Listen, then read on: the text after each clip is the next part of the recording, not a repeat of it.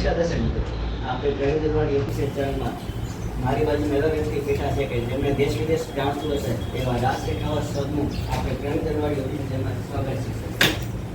આભાર. સર, સૌથી તમારો પરિચય જણાવશો.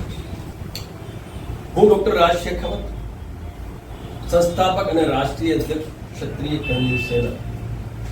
સર, તમે અધ્યક્ષ નતા બન્યા ત્યારે સૌથી પહેલા કયા કયા વર્કો તમે કરેલા હતા? બેઝિકલી મારું નેટિવ જે પ્લેસ છે એ તો રાજસ્થાન છે, બટ જન્મ મારો ગુજરાત અમદાવાદમાં થયું છે.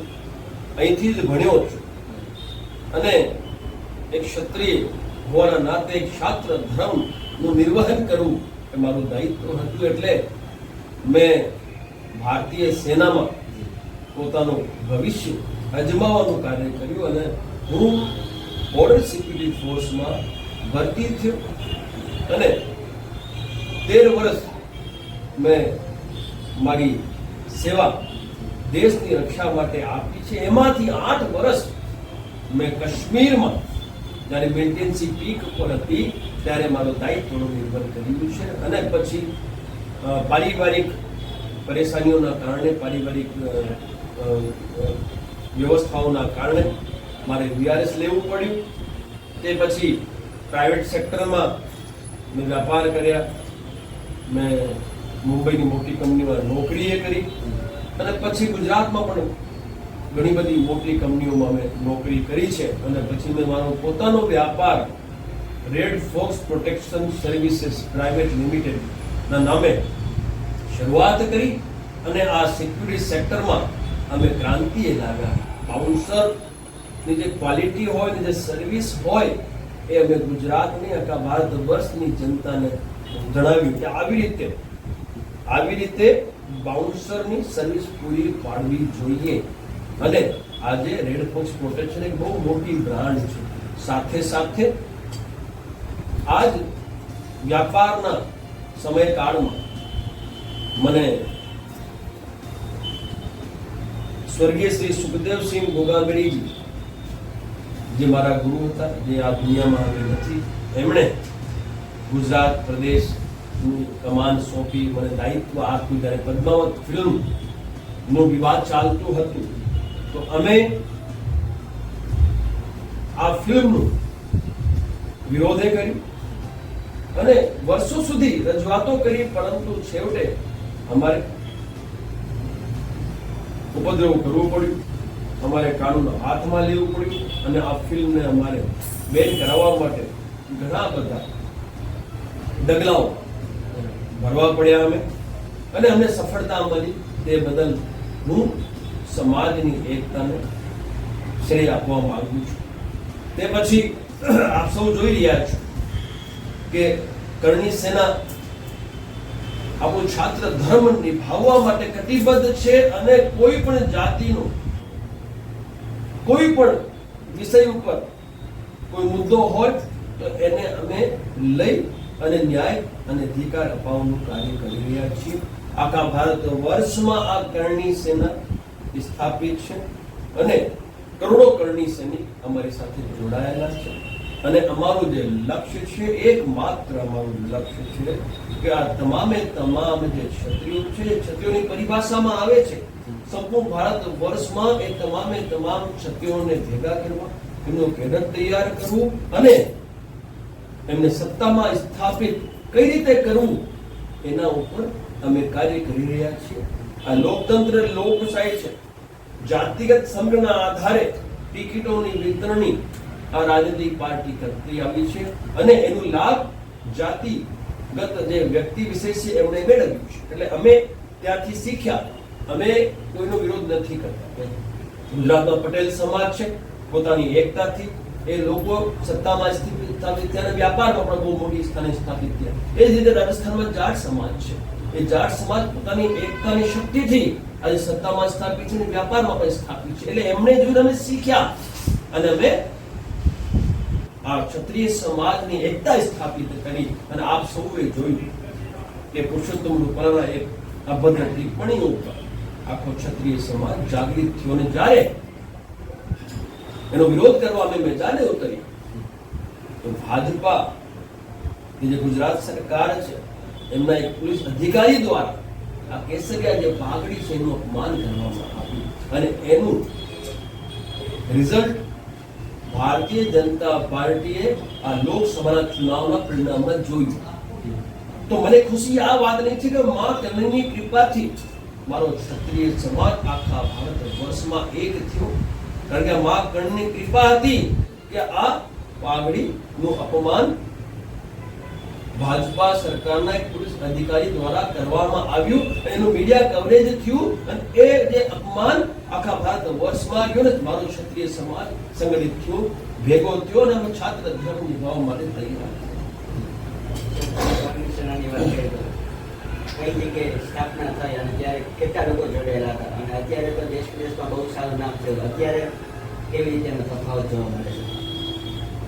કરણી સેના જે છે એ વર્ષોથી ચાલતી આવી છે અને શરૂઆતમાં બહુ લિમિટેડ લોકો આના સાથે જોડાયેલા હતા, પરંતુ જ્યારે કાર્યશૈલી સમાજે જોઈ તો એ કાર્યશૈલીના આધારે આજે કરોડોની સંખ્યામાં કરણી સૈનિકો આખા ભારત વર્ષમાં જોડાયેલા છે.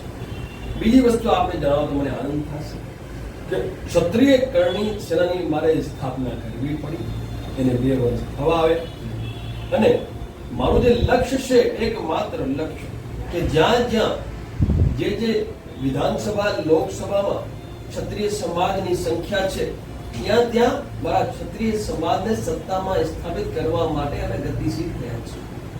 અમારી જે માંગણી છે ને અમારું લક્ષ્ય માત્ર ને માત્ર એક જ લક્ષ્ય છે, ક્ષત્રિય કરણી સેનાનો એ લક્ષ્ય છે કે ક્ષત્રિય સમાજના જે ઉમેદવારો છે એ ઉમેદવારોને સત્તામાં સ્થાપિત કરવા, કેડર તૈયાર કરવું અને મોટી માત્રામાં મતદાન કરી એમને વિજયી બનાવી સત્તામાં સ્થાપિત કરવું, એ એકમાત્ર લક્ષ્ય લઈને અમે ચાલ્યા છીએ. લોકતંત્ર છે, લોકશાહી છે, જેટલા વધારે માથાઓ હશે એટલી મોટી સફળતા મળશે. અને અમે ક્ષત્રિય છે, અમે સૌના છીએ અને સૌ અમારા છે. અખંડ ભારતના રચયિતા અમે. આજે 567 રજવાડા હતા કોના? અમારા હતા. અખંડ ભારત માટે, દેશની જનતા માટે અમે સર્વસ્વ અર્પણ કર્યું, પણ અમારી ઘોર ઉપેક્ષા આ ભારતીય જનતા પાર્ટી જેને અમે તૈયાર કરી છે એને કરી છે. અમારી ઘોર ઉપેક્ષા ટિકિટ વિતરણમાં કરી છે, પછી અમારા મહાપુરુષોની જાતિઓની ચોરી કરવામાં આવી છે, એમના માધ્યમથી એમના આરએસએસ અને બીજેપી અમારી જાતિઓ જે મહાપુરુષની જાતિની ચોરી કરવામાં આવી. અમારા જે ઇતિહાસ એના સાથે વિકત્રીકરણ કરવામાં, એની સાથે છેડખાની કરવામાં આવી અને એ તો મૂકો તમે.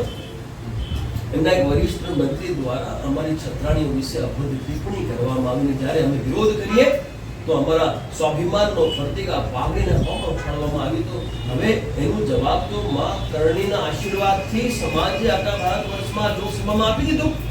એટલે અમારું જે લક્ષ્ય છે એ લક્ષ્ય માત્ર એક જ છે કે અમે તમામ ભારત વર્ષમાં જે પણ લોકસભા કે વિધાનસભા કે રાજ્યસભા જ્યાં અમારા પ્રભુત્વવાળી જે વિધાનસભા લોકસભા છે ત્યાં અમને ન્યાય મળે, અમારા સમાજના જે ઉમેદવાર ભલે પાર્ટીથી હોય એને ટિકિટ મળે અને સત્તા, કારણ કે દેશ સત્તાથી ચાલે છે એટલે સત્તામાં સ્થાપિત થવા માટે અમને પણ જગ્યા મળે.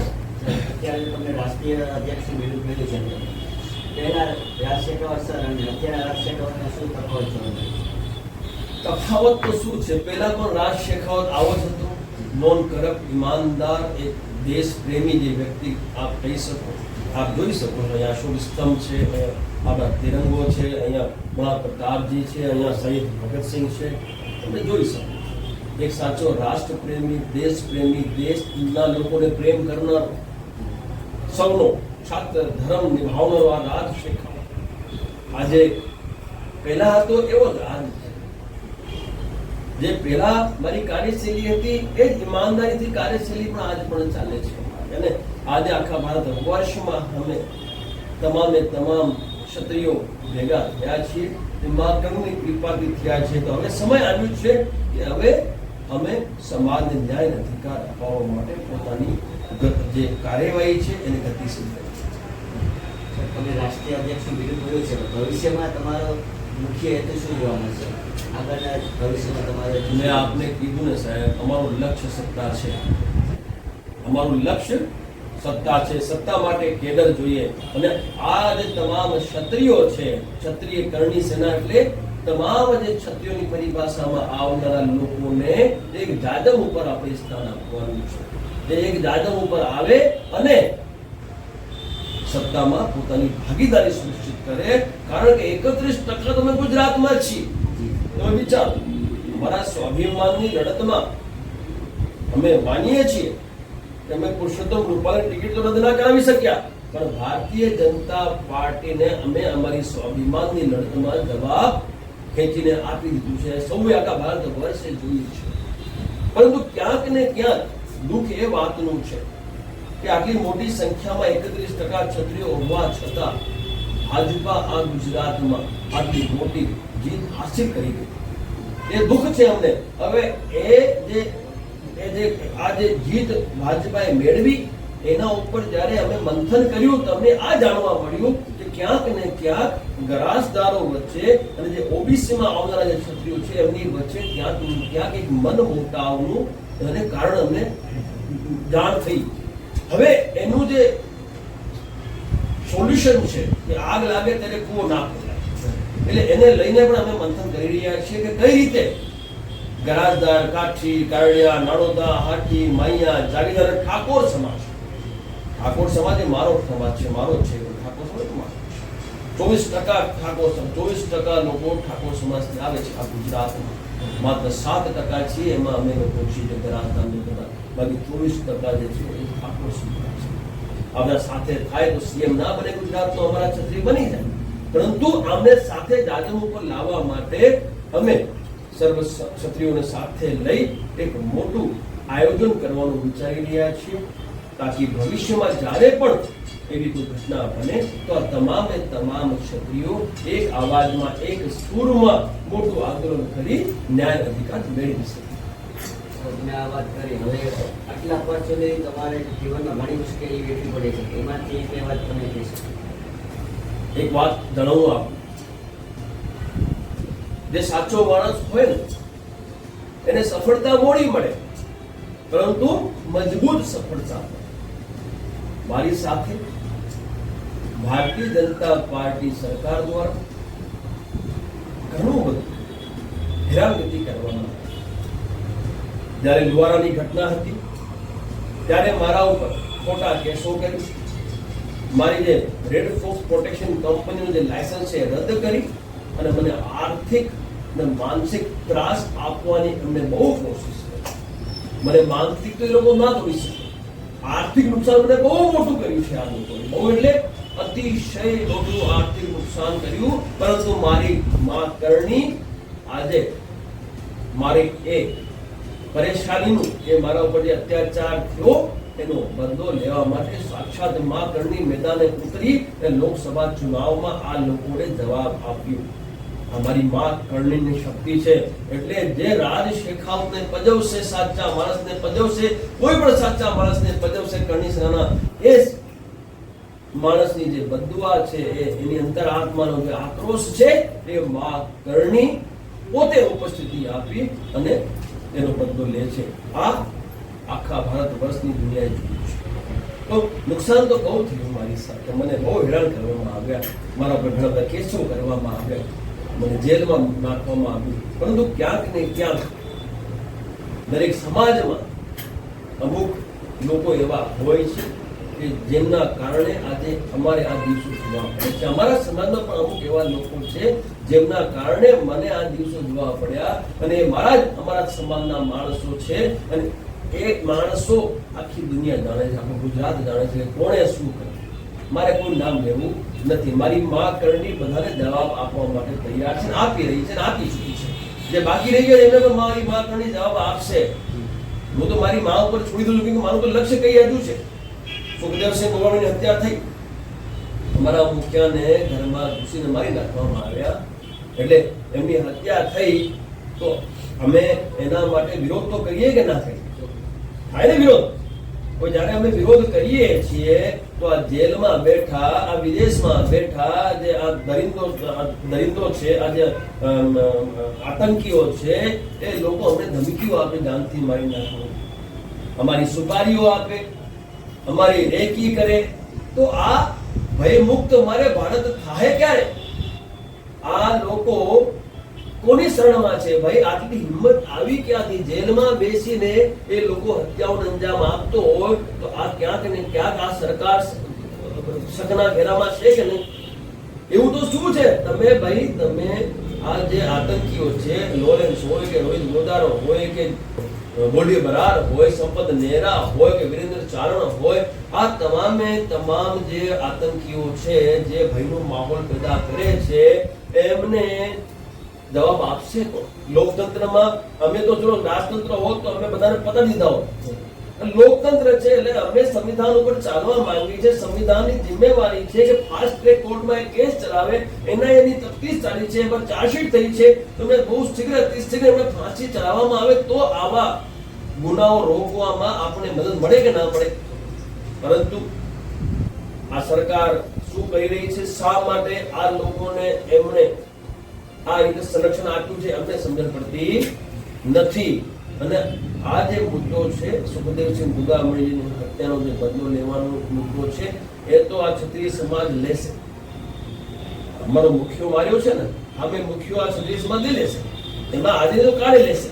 બરાબર છે ને? અમે તૈયાર છીએ અને અમે વિરોધ ખેંચીને કહ્યું છે, ભલે સામે પછી લોરેન્સ હોય કે રોહિત ગોદારો હોય, અમને ફરક પડતું નથી. અમે તૈયાર છીએ ભાઈ. પરમાત્મા દુનિયામાં લાવે છે એ જ લઈ જાય છે ભાઈ. 8 વર્ષ કાશ્મીરમાં આતંકી સાથે લડ્યો છું, બરાબર? હું શહીદ થયો ના થયો, એના પછી મારા ઘણા બધા એક્શન થઈ ગયા છે. હું મર્યો નથી મર્યો, એના પછી ઘણા બધા આંદોલન મેં કરી લીધા. જ્યારે મારી જાન ગઈ નથી ગઈ ભાઈ. સિમ્પલ વાત છે, આ દુનિયામાં લાવનારો પરમાત્મા છે, લઈ જનારો પરમાત્મા છે. બીવાનો કોઈનો બાપાથી નહીં, માત્ર માત્ર મહાકાલ છે, એનાથી બીવીએ છે ભાઈ. કોઈ વખત બીવતા નથી. માતા પિતાને ભગવાન માની એમના ત્રણ કરીએ છીએ, એમનો આશીર્વાદ લઈએ છીએ અને મેદાન ઉતરી જઈએ છીએ. એટલે હું સાફ સુથરો માણસ છું. દારૂ હું પીતો નથી, બીડી સિગરેટ હું લેતો નથી, નોનવેજ હું લેતો નથી. એટલે મારે કોઈ વ્યસન છે નથી, પાર્ટીમાં હું જતો નથી. મારી આવશ્યકતાઓ સીમિત છે. તો હું કોલેજ શા માટે પીવું અને મારે ખોટું કામ કરવાનું શા માટે? આજે જે કઈ છું આ મારા સમાજના કારણે જ છું. આજે ભાજપાએ મને જ્યારે એમાં જોઈનિંગ કરાવી, ભાજપામાં ચુનાવના પહેલા, ત્યારે મને મારા સમાજ કારણે જોઈનિંગ થઈ હતી. કોઈ મારા પર એસા નહોતું કર્યું. અને જ્યારે જરૂર પડી પુરુષોત્તમ રૂપાણી ટિકિટ રદ કરવાની, ત્યારે ભાજપાએ સમાજના સ્વાભિમાનની કદર ના કરી, તમે મૂકી દીધી ભાજપા. સમાજ સર્વોપરી, સમાજ જેની સાથે છે એનું કોઈ વાળ વાપું ના કરી શકે. એટલે અમે તો સમાજની સાથે છે, સમાજ અમારી સાથે છે અને છાત્ર ધર્મ નિભાવીએ છીએ. અમારા દરબારમાં કોઈ આવે, અમારા ઓફિસમાં કોઈ આવે, ચાહે કોઈ પણ ધર્મનો કે કોઈ પણ જાતિનો વ્યક્તિ આવે, અમે એમની સેવા કરીએ છીએ, અમે ન્યાય અપાવીએ છીએ. એટલે અમે જનતાને પણ કહેવા માંગીએ છીએ, ગુજરાતની કે દેશની જનતાને, કે તમે આ જે ક્ષત્રિયો છે તમે એકવાર એને સત્તામાં સ્થાપિત કરીને જુઓ તો ખરી. તમને ન્યાય, તમને અધિકાર ના મળે તો મને કહેજો. આજે આંદોલન કરવા માટે લોકોને રોડ રસ્તા પર આવવું પડે, શું જરૂર છે ભાઈ? એમની જે માંગો છે એ માંગો ઉપર કમિટીનું ગઠન થાય અને માંગોનું તમે નિરાકરણ કરો ને ભાઈ. એ સાચી માંગો હોય, 99% સાચી માંગો હોય છે, 1% હોય એનો રસ્તો કાઢી, 99% તો લોકો બહાર ના આવે. એટલે આ લોકો બહાર શા માટે? કે સરકાર સાંભળતી નથી. તમે ક્ષત્રિય સત્તામાં બેસણી જો, તમારી જો માંગો પૂરી ના થાય, માનવ રાજ શેખાવ થશે. તમે સમજો, ક્યાંક ને ક્યાંક હવે જનતા જાગૃત થઈ છે. અને હું કહું સાહેબ, આ તમામે તમામ ભારતવાસીઓ ઈચ્છે છે કે ક્ષત્રિય સમાજ સત્તામાં સ્થાપિત થાય, પરંતુ આ રાજનૈતિક પાર્ટીઓ બીવે છે કે ભાઈ આ લોકો સત્તામાં આવી ગયા, સારા કર્મો કરશે, કારણ કે ક્ષત્રિય છાત્ર નિભાવશે, તો આપણે સત્તામાંથી ઉતારવાના કઈ રીતે? જેમ યોગી આદિત્યનાથ બેઠા છે ને, એમની બહુ કોશિશ થઈ છે એમને ઉતારવા માટે. રાજકીય કિન્નાખોરી કેન્દ્ર તરફથી બહુ થઈ છે, પરંતુ એમનું વામ આપવો થયો નથી ને, કારણ કે એ ક્ષત્રિય છે ને, એમને યુપીમાં છત્રત્વ કરીને બતાવ્યું છે. એટલે મારે તો આટલું જ કહેવું છે, ખાસ કરીને મારે યુવાઓને ખાસ કહેવું છે કે જે યુવા છે આ દેશનું ધન છે, આ દેશનું ભવિષ્ય છે.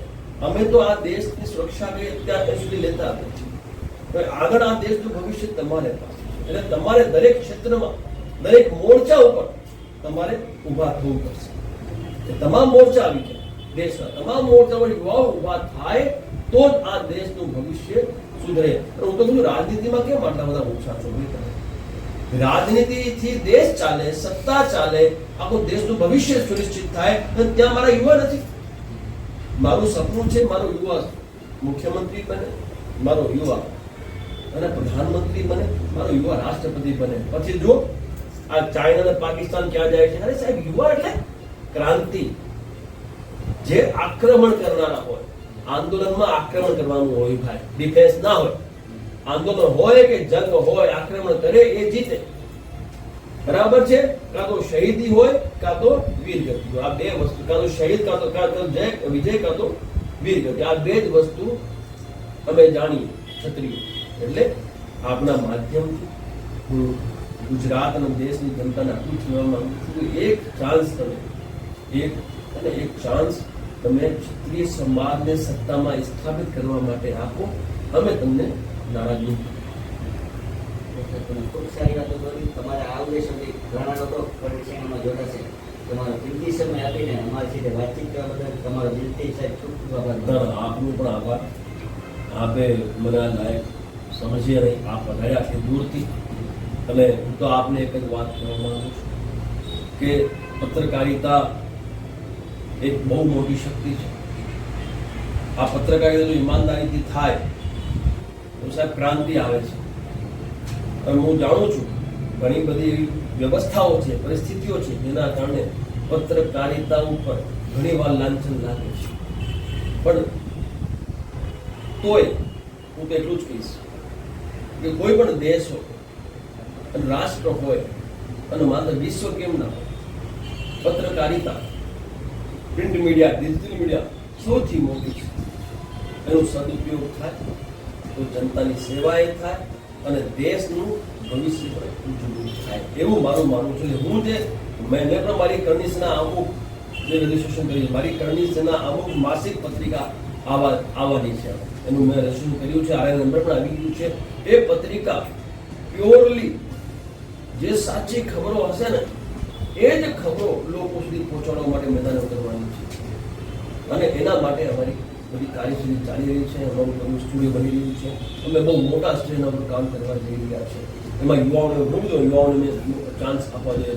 ઘણું બધી અમે માટે વ્યવસ્થા કરવા જઈ રહ્યા છે.